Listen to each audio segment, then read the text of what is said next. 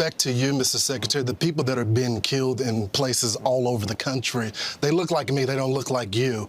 And they're upset with the Democratic Party not taking it seriously. You guys sent the cavalry Not taking in. it seriously. Hold on, let me finish. You guys sent the you guys sent the cavalry in for you guys for your protection. But the people of Chicago don't see that on a day-to-day basis. What are you guys gonna do to stop the bloodshed in our community? Well, first of all, I was mayor of a city that faced that kind of pain. The toughest part of the job was dealing with gun violence, and the most heartbreaking part of the job was comforting or trying to comfort mothers who just wanted their child back.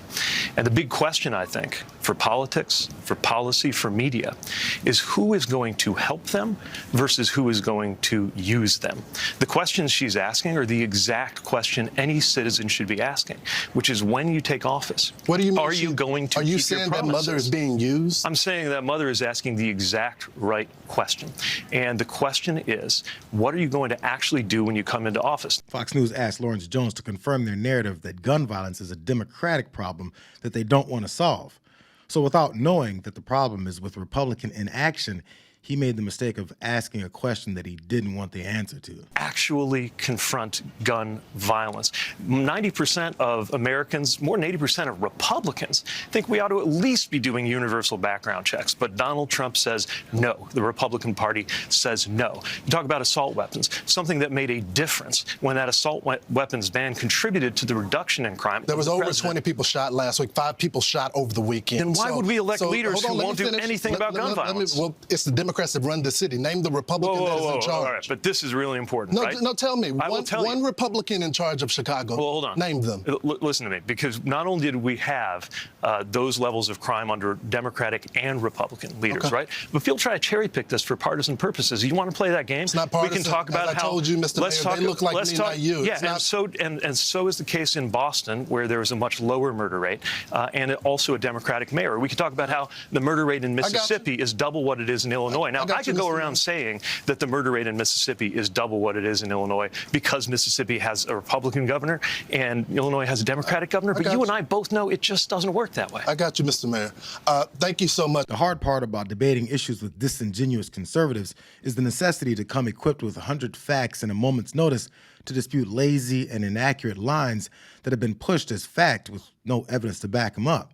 But since Buttigieg was able to quickly generate facts upon facts to dispute these lies, it gave the Fox audience a dose of reality that's hard to miss. The Biden-Harris record of bringing crime down compared to why crime went up under Donald Trump. And I often wonder, whether viewers of this network are aware that violent crime went up under Donald Trump. I think that deserves more coverage so we can ask ourselves why. And some of that has to do with policy, but some of that has to do with the message we send. When you have Donald Trump, an unrepentant convicted criminal, running against a prosecutor like Kamala Harris, we have an opportunity to send a message about whether we're serious on law and order in this country or whether it's a talking point, whether it's just something people try to use as a political theme for partisan gain. You want to talk about inflation? Inflation went up in every country after COVID, but we brought inflation down in this country. Of course, the most important question, every election is about the future, right? And in the future, economists predict that the Trump plan will increase costs for American families by $3,900. So why would we go back to somebody's going to make it worse? The only work Donald Trump had to do was to convince enough people that they should believe him over their own eyes and ears. Once that task was completed, with the help of political allies that recognized how much easier it is to lie to advance their careers, all Trump figured he had to do was simply recreate whatever reality he wants from there on out. There's a reason that Kellyanne Conway kickstarted his term with the fuel that drives it: alternative facts. Don't be so overly dramatic about it, Chuck. You're saying it's a falsehood, and they're giving Sean Spicer, our press secretary, gave alternative facts to that. We had a couple of instances last night where things were mentioned, so I got it. Did crime rise under Trump and fall under Biden? They said it rose under Trump and they go, no, the opposite is true. Take a look at this here. It said, is it true? Did crime rise under Trump and fall under Biden?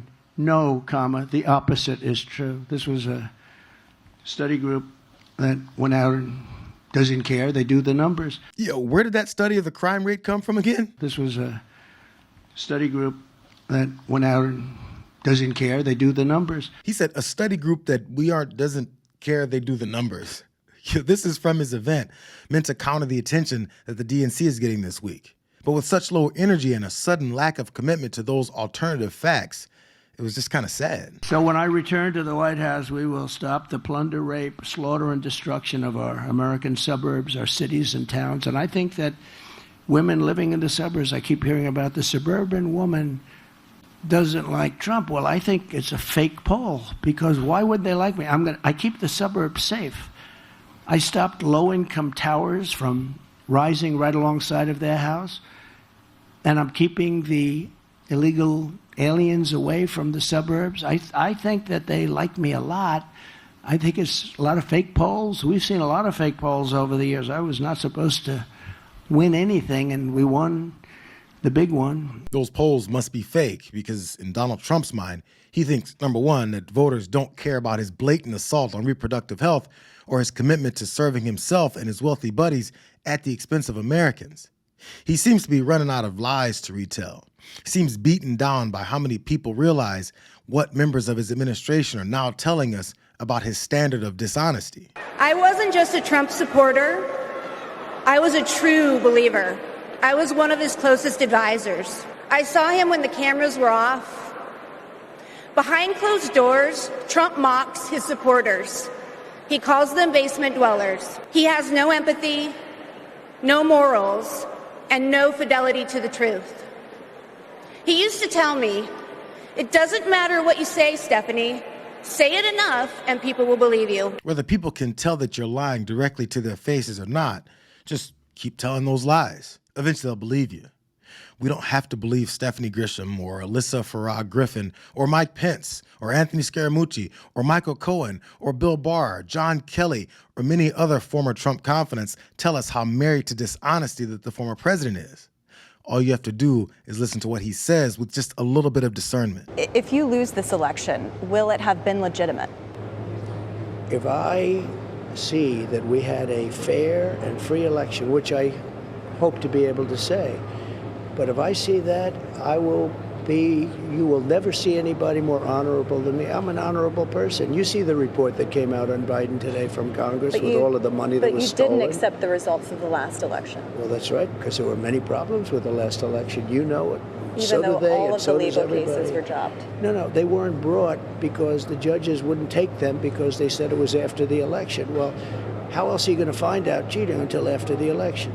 I think things have been done over the last 4-year period that will make this a free and fair election. The sole arbiter of whether or not the election is free and fair is the guy that lies without hesitation, that just claimed that you'll never see a more honorable person than me, hoping that we'll forget that he's never illustrated honor in his entire life. It's an automatic reason to not believe anything that the president who cried wolf ever says. His track record is out there for everyone to see. J.D. Vance, do you understand why there was a sudden job opening for running mate on the GOP ticket? They tried to kill your predecessor. How could you vote for somebody that has said repeatedly, that he wants to rewrite the Constitution on day one? Could you imagine this dumbass trying to write the Constitution? He'll have to pull out his Crayola crayons, right, and start writing on the back of a stolen document. No one can deny the chance of hang Mike Pence while Trump said on camera that they have a point. They can't take back the moments that he vowed to suspend the Constitution whenever he sees fit. The Messiah of MAGA is going to need even more help from the people sanitizing his lies, because too many people are waking up to this same tired playbook that started with questioning Barack Obama. There is a weird vibe going on. I can't figure it out. But I will tell you this, Greg.